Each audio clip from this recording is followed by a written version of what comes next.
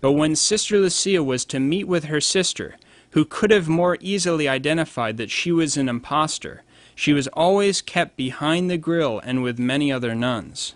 The impostor Sister Lucia made her last public appearance on May 13, 2000. On this day, John Paul II directed Cardinal Sedano to make an announcement as to what the Vatican believed is the interpretation of the third secret. Sedano announced that the third secret was a vision, not words, and that it had to be interpreted in a symbolic key. Sedano announced that the Vatican's interpretation of the third secret was approved by John Paul II and Sister Lucia. Sedano announced that the interpretation of the third secret is the atheistic war on God's church in the 20th century, which culminated in the attempted assassination of John Paul II on May 13, 1981. The impostor Sister Lucia, who was present, did clearly confirm the interpretation of the phony third secret by making undeniable gestures of approval as Sedano made this announcement. Every traditionalist who doesn't accept the Vatican's version of the third secret of Fatima already believes that there was an impostor Sister Lucia, but simply hasn't figured it out yet, or isn't honest enough to admit it. You can't have it both ways. You can't reject the Vatican's phony version of the third secret unless you also reject this, quote, Sister Lucia as an impostor. Sedano announced that John Paul II ordered the Congregation for the Doctrine of the Faith, headed up by none other than Joseph Ratzinger, now Benedict XVI, to make public the vision of the third secret with an appropriate commentary.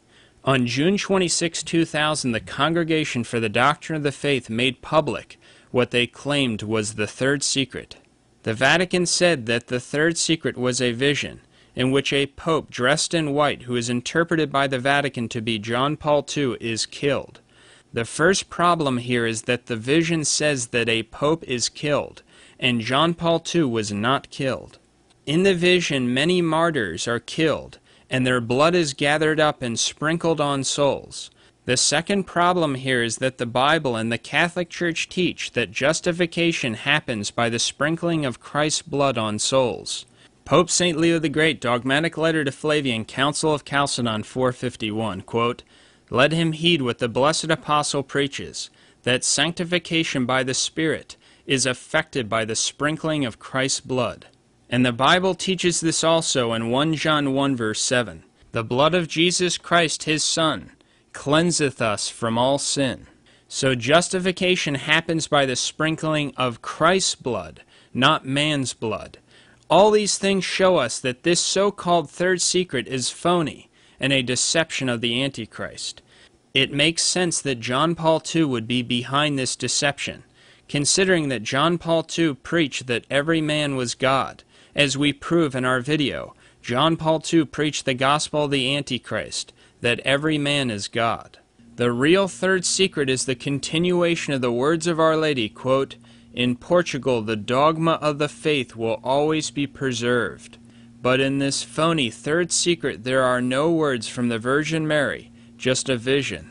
The real third secret was also written in letter form and addressed and signed on a piece of paper with margins on each side of 3/4 of a centimeter. The Vatican's June 26, 2000, quote, third secret, is not written in letter form, is not addressed or signed, and the sheets of paper have no margins. In addition to this, there are other problems. For example, we see the letters JMJ, which are on the Vatican's version of the third secret, which they claim were written by Sister Lucia in 1944. But here we have the same letters JMJ written by the real Sister Lucia on December 17, 1927. We can see the huge difference.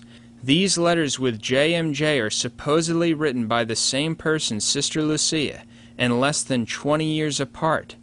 Also look at the way the Vatican claims Sister Lucia wrote the word tui in 1944 in their version of the third secret. Now look at the way that the real Sister Lucia wrote the word tui on May 29, 1930. There is supposedly only a difference of about 13.5 years between these two letters written by Sister Lucia, but we see the big difference in the way the word tui is written. We saw earlier how the real Sister Lucia wrote down a capital S in her letters from December 17, 1927, May 29, 1930, and November 17, 1935. And we saw how the impostor Sister Lucia wrote down a capital S in her letters from April 13, 1980, and July 13, 1989, and we saw the big differences. Now we look at the version of the third secret released by the Vatican, and look at the way that they claim Sister Lucia wrote down a capital S while writing down the third secret in 1944. We again see the huge difference from the real Sister Lucia and how she wrote down a capital S. In fact, this capital S that we are looking at is from the real Sister Lucia, written on November 17, 1935. According to the Vatican, these two letters are only about 8 years apart, and written by the same person, Sister Lucia. But yet we see the gigantic difference in the way the capital S is written. There is also nothing in this phony third secret of the Vatican that would become clear in 1960. And we know what the real Sister Lucia clearly stated, that the third secret would become clear in 1960. We believe that all the evidence proves that the Vatican's version of the third secret is a total fraud. As can be seen on the Vatican's official website, they try to reinforce to the whole world that Sister Lucia has confirmed their version of the third secret. The Vatican states on their website that Archbishop Bertone presented 2 envelopes to Sister Lucia, the first containing the second, which held the third part of the secret of Fatima. They state, quote, immediately touching it with her fingers, she said, quote, "This is my letter," and then while reading it, quote, "This is my writing." The Vatican then states that Sister Lucia was asked who was the principal figure in the vision of the third secret, quote, "Is the principal figure in the vision the Pope?" Sister Lucia replied at once that it was.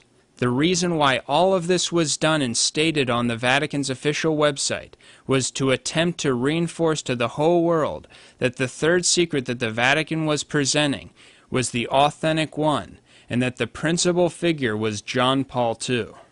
Joseph Ratzinger, the then head of the Congregation for the Doctrine of the Faith, was the one who wrote the official commentary for the third secret.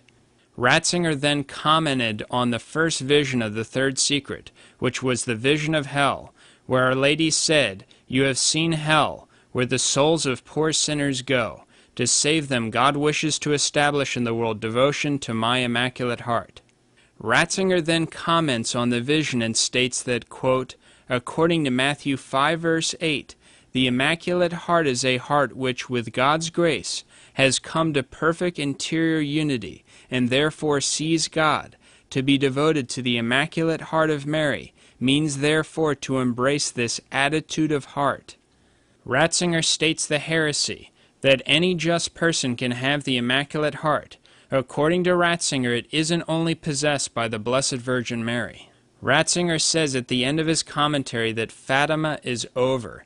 He states, quote, first of all, we must affirm with Cardinal Sodano, the events to which the third part of the secret of Fatima refers now seem part of the past. Insofar as individual events are described, they belong to the past. Those who expected exciting apocalyptic revelations about the end of the world or the future course of history are bound to be disappointed.